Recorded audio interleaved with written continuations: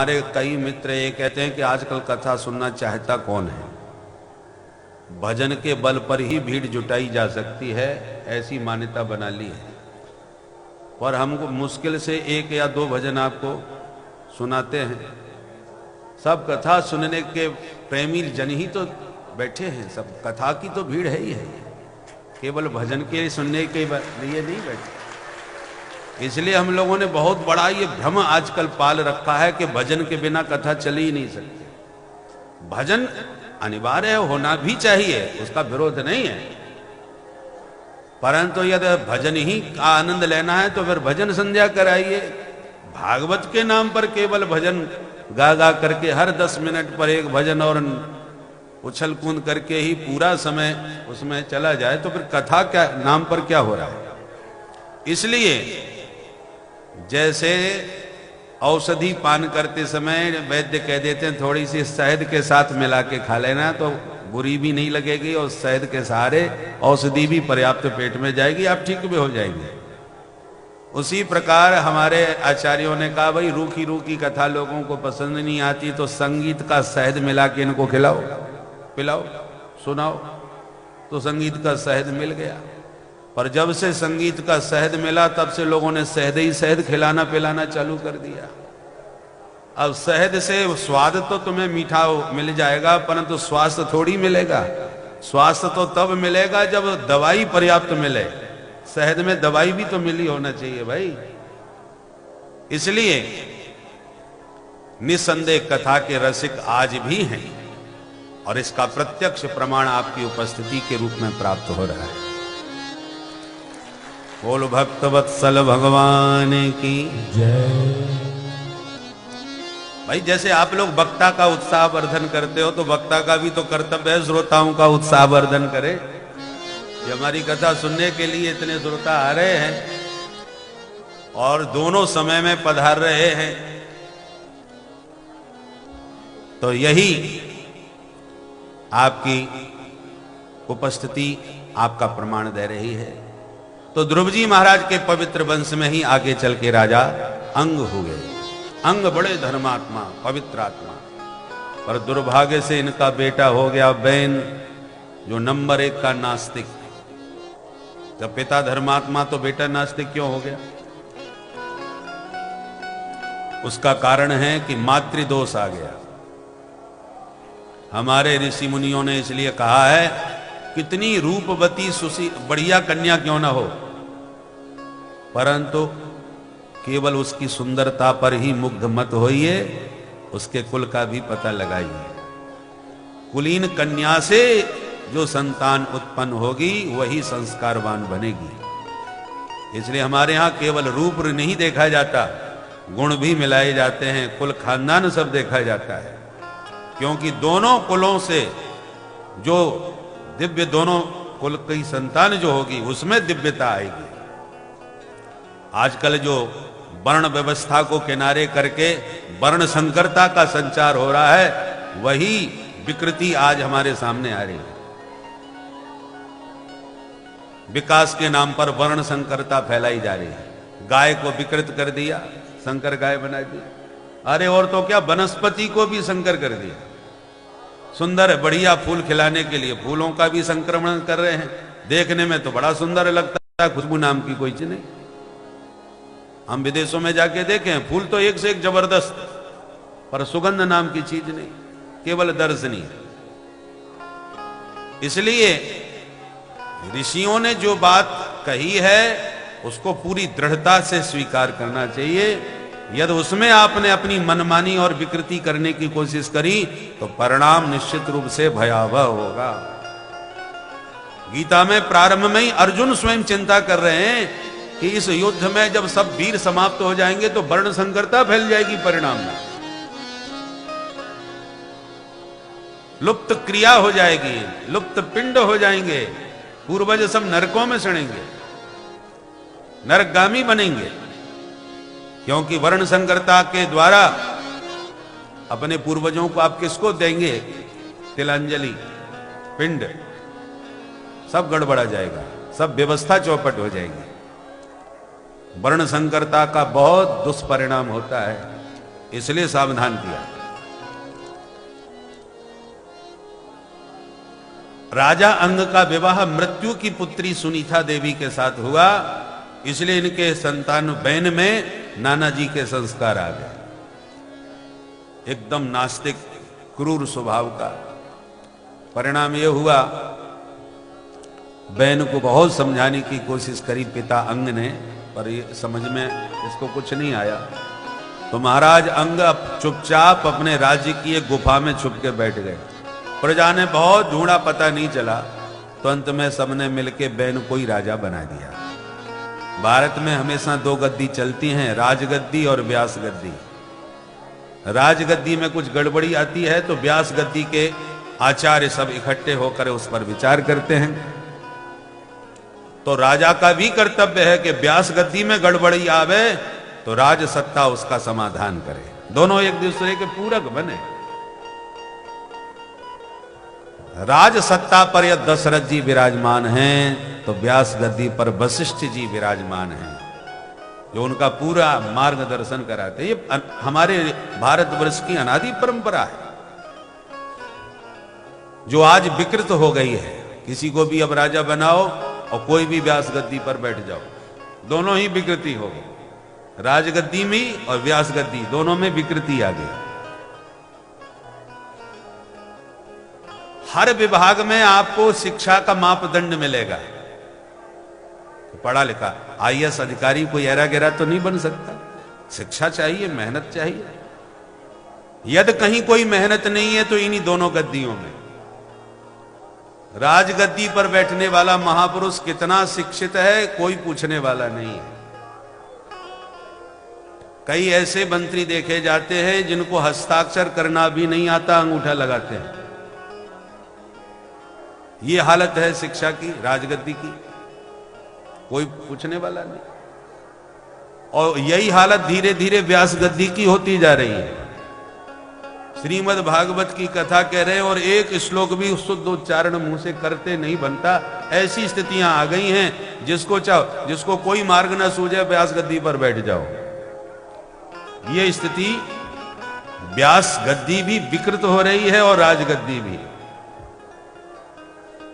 इसलिए व्यास गद्दी राजगद्दी को भी दृष्टि में रखे, राजगद्दी व्यास गद्दी को भी दृष्टि में रखे। ये आज कोई भी कथावाचक से कोई पूछता है तुम कितने पढ़े लिखे हो, तुमने कहां से शास्त्री पास करी।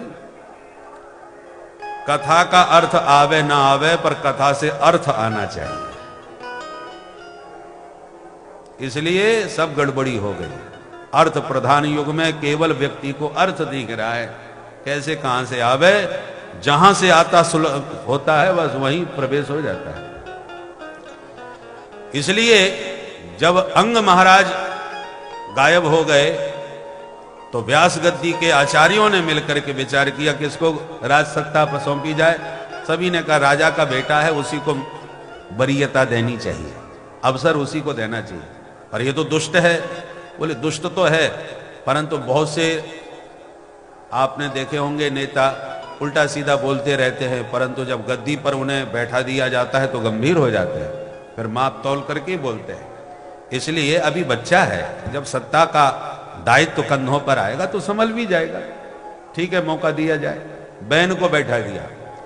जो बहन सत्ता पर बैठा तो सबसे पहला डिंडिम घोष किया, न यष्टव्यम न दातव्यम न होतव्यम द्वजा क्वचित इति न्यवारयत धर्मम भैरी घोषेण सर्वशः। डिंडिम घोष कर दिया, मेरे राज्य में कोई हवन न करे, कोई पूजन न करे, कोई यज्ञ न करे, क्योंकि ये सब पाखंड है, सब दिखावा है, सब व्यर्थ है। इसलिए व्यर्थ है क्योंकि ईश्वर कोई है ही नहीं, और ये सारी दुकान ईश्वर के नाम पर चल रही हैं। इसलिए सब बंद किया जाए। मेरा राज्य सर्वथा धर्म निरपेक्ष होना चाहिए, धर्म से कोई लेना देना नहीं। और धर्म निरपेक्षता की यही परिभाषा है। सनातन धर्म के हित की किसी ने बात करी कि बस संप्रदायता खतरे में पड़ी।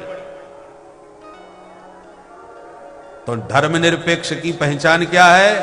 बोले हिंदुओं के मान बिंदुओं को नष्ट करो, विकृत करो तो सच्चे धर्मनिरपेक्ष हो। गंगा जी हिंदुओं का मान बिंदु हैं, हिंदुओं की सुर सरिता है, इसलिए इसको जल्दी से जल्दी विकृत किया जाए। यमुना जी हिंदुओं का मान बिंदु है, इसलिए विकृत करो, नष्ट करो। और सरस्वती जी की तरह इन सबको विलुप्त करो, इनकी कोई आवश्यक। गाय हम सबकी गौ माता है, इसलिए गाय को नष्ट करो, वर्ण संकरता फैलाओ, या गाय की शुद्ध जाति ही समाप्त कर दो। माने विकृत करो या विलुप्त करो, दो ही उद्देश्य।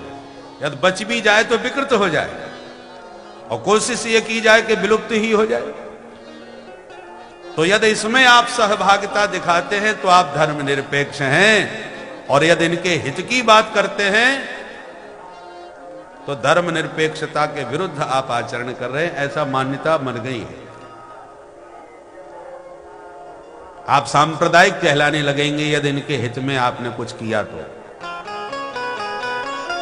वही हालत बैन की हो गई। चारों तरफ प्रतिबंध सनातन धर्म के ऊपर। महात्माओं का अब माथा गर्म हुआ, ये तो हमसे बहुत गलती हो गई भाई, चूक हो गई, क्या करें? बोले चल के एक बार समझाते हैं। सभी आचार्य ऋषि महर्षि इकट्ठे होके मिलके समझाने गए और समझाया, देखो राजन, आपको ऐसा नहीं करना चाहिए, क्योंकि जिस राष्ट्र में धर्म की हानि होती है उस राष्ट्र का कभी अभ्युदय नहीं हो सकता। यस्य राष्ट्रे पुरे चैव भगवान यज्ञ पुरुषः इज्जते स्वेन धर्मेण जनैर्वर्णाश्रमान्वितैः। राष्ट्र की तब समृद्धि होती है जब प्रजा अपने अपने निज धर्म का पालन करे, वर्णाश्रम धर्मानुसार आचरण करे। हमारे ऋषियों ने जन्म से ही सबका आरक्षण कर रखा था, सबकी जीविका आरक्षित कर रखी थी। आज सबसे ज्यादा बच्चों को पढ़ने लिखने के बाद में जीविका की चिंता पड़ जाती है, जॉब लग जाए। जॉब लगेगा तो जीविका चलेगी, चाहे जितनी डिग्री लेके बैठे रहो। हर व्यक्ति जीविका के लिए भाग रहा है, और ऋषियों ने ऐसी व्यवस्था बनाई, पैदा होती ही आपकी जीविका सुरक्षित कर दी गई। ब्राह्मण अपना कर्म करें, क्षत्रिय अपना कर्म करे, वैश्य अपना कर्म करे, दास अपना कर्म करे। और जिस परंपरा में जो कर्म आपको पूर्वजों से प्राप्त है उसी में जितना हो सके आप बढ़ोतरी करो। पहले कर्मकांड किया जाता था, उसकी अपनी विधा थी। कुंडली बनाने के लिए खूब माथापच्ची किए जाते थे। अब कुंडली अपने बढ़िया कंप्यूटर से निकाल लो, तो उसमें जितना हो सके आप बढ़ोतरी कर सकते हो, पर स्वकर्म का परित्याग मत करो। डॉक्टर का बेटा यदि डॉक्टर ही बनेगा तो सबसे बड़ा फायदा क्या होगा? अस्पताल घर का मिलेगा, और पिताजी के जितने मरीज हैं वो घर बैठे पहले ही से मिले हुए हैं उसको। अब डॉक्टर का बेटा यदि वकील बनेगा तो उसको नया ऑफिस खोलना पड़ेगा, वकालत के लिए लोगों को इससे जुड़ना पड़ेगा, और फिर चली न चली इसकी कोई गारंटी भी नहीं। पंडित का बेटा पंडिताई बड़े आराम से कर सकता है, वेदादि शास्त्र सुनते सुनते अपने आप पंडित बन जाएगा, और यजमान अपने आप उसे परंपरा से प्राप्त है, उसे कहीं जीविका के लिए भटकने की जरूरत ही नहीं। पूर्वजों की सारी संपदा नई पीढ़ी को स्वतः प्राप्त हो जाती है, और पूर्वजों के अनुभव भी प्राप्त हो जाते हैं। आपके पिता और पितामह जो विद्वान थे, जो ज्योतिष आदि शास्त्रों में पारंगत थे, तो आप भी यदि वही काम करोगे तो आपको कितनी सहायता प्राप्त हो जाएगी। जो आपको अन्य के पास जा जा करके ढूंढ ढूंढ करके विद्या प्राप्त करनी पड़ रही है, वो पूर्वजों से अपने आप मिल रही है। हर व्यवस्था मान जन्मते ही सबकी जीविका आरक्षित थी, किसी को नौकरी करने की जरूरत नहीं पड़ती थी। और आज शिक्षा का एक ही अर्थ है कि पहले नौकरी मिले, और सब हर किसी में हर किसी का अधिकार हो गया। वर्ण व्यवस्था के विकृत होते ही आज सब ये जितनी अराजकता फैल रही है और जितनी जीविका के नाम पर लोग इधर उधर दौड़ रहे हैं, और चिंता कर रहे हैं बच्चे, हमेशा अपने भविष्य की चिंता में पैदा होती पड़ जाते हैं। ये सारी विकृति तब से आई है जब से वर्ण व्यवस्था विकृत हुई है। इसलिए ऋषि, अरे आज भी सरकार भी तो 4 वर्ण की व्यवस्था की है ना। ये प्रथम श्रेणी के कर्मचारी हैं, ये द्वितीय श्रेणी के, तृतीय श्रेणी के, चतुर्थ श्रेणी के, विभाग तो हुआ है। इसलिए ऋषियों के द्वारा जो विभाग किया गया है वो चातुर्वर्ण्यम मया सृष्टम गुण कर्म स्वभावतः, प्रकृति के अनुसार चातुर्वर्ण का प्रबंधन किया गया। इसलिए यदि आपने इस पर हम लोगों ने समय रहते विचार नहीं किया तो आज आरक्षण के नाम पर जो विकास करने का प्रयास किया जा रहा है और प्रतिभा का दमन किया जा रहा है। बोले काम करो, गधे और घोड़े की दौड़ करवाओ, तो गधा घोड़े के बराबर क्या दौड़ेगा? क्या करें? तो घोड़े के पैर बांध दो, घोड़े के पैर बांध करके फिर आप दौड़ा रहे हो, क्योंकि गधे से ज्यादा तेज न दौड़ जाए इसलिए उसके पैर बांध रहे हो। न तो घोड़ा घोड़ा रह जाएगा, न गधा गधा रह जाएगा। गधे का काम गधे को ही अच्छा लगेगा, घोड़े का काम घोड़ा ही करेगा। यदि उन दोनों को एक साथ दौड़ाने का प्रयास करोगे तो घोड़ा घोड़ा नहीं रह जाएगा, गधा गधा नहीं रह जाएगा।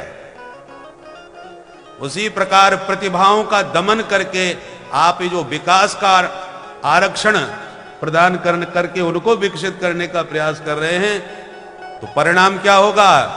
जो प्रतिभावान लोग हैं उनको अपने देश में जब उचित सम्मान नहीं मिलेगा तो सारी प्रतिभा पलायन कर जाएगी, विदेशों की तरफ भाग जाएगी। आज वही दिखाई पड़ रहा है। प्रतिभा भारत की है और विकास विदेशों में जाके कर रही है। विदेशी उन्हें तुरंत पकड़ रहे और आज अमेरिका चिंता में पड़ रहा है कि ऐसे प्रतिभावान भारतीय तो ज्यादा आ जाएंगे तो कहीं अमेरिका का जो प्रभुत्व है वो प्रभावित न हो जाए। ये प्रतिभा भारतवर्ष की है। आज भी ऋषियों की संतान में वह शक्ति है, परंतु उस शक्ति का यदि दमन करके आपने आरक्षण के माध्यम से उनकी प्रतिभा को रोकने का प्रयास किया तो यह प्रतिभा पलायन कर जाएगी। प्रतिभा यहां की और नाम वहां का होगा, सिक्का वहां का चलेगा। इसलिए समय रहते इन सब बातों पर गंभीरता से विचार करने की आवश्यकता है। बोल भक्तवत्सल भगवान की। संतों ने मिलकर के बहन को बहुत प्रकार से समझाया, पर बहन को कुछ समझ नहीं आया। तुरंत महात्माओं को डांटते हुए बोला, बालिशावती यूयंबा अधर्मे धर्म माने ना, ये वृत्तिदम पतिम हित्वा जारम पतिम उपासते। तुम लोग सब ना समझ हो, तुम लोगों ने अधर्म को ही धर्म मान रखा है। अरे ईश्वर कोई नहीं होता महात्माओं, ईश्वर साक्षात राजा ही होता है। ये जितने भी देवी देवता कहे सुने जाते हैं वो सब राजा के ही रोम रोम में निवास करते हैं। देहे भवंति नृपते सर्वदेव मयो नृप, विष्णुर विरिंचो गिरिश इंद्रो वायुर यमो रवि, परजन्यो धनदः सोम क्षितिरग्निरपाम्पति, एते चान्ये च विबुधा प्रभो वर शापयो देहे भवंति नृपते। वर और शाप देने में समर्थ जो देव वृंद हैं वो सब के सब राजा के रोम रोम में वास करते हैं महात्माओं। इसलिए सर्वदेव मयो नृप, समस्त देवताओं का मूल राजा ही होता है।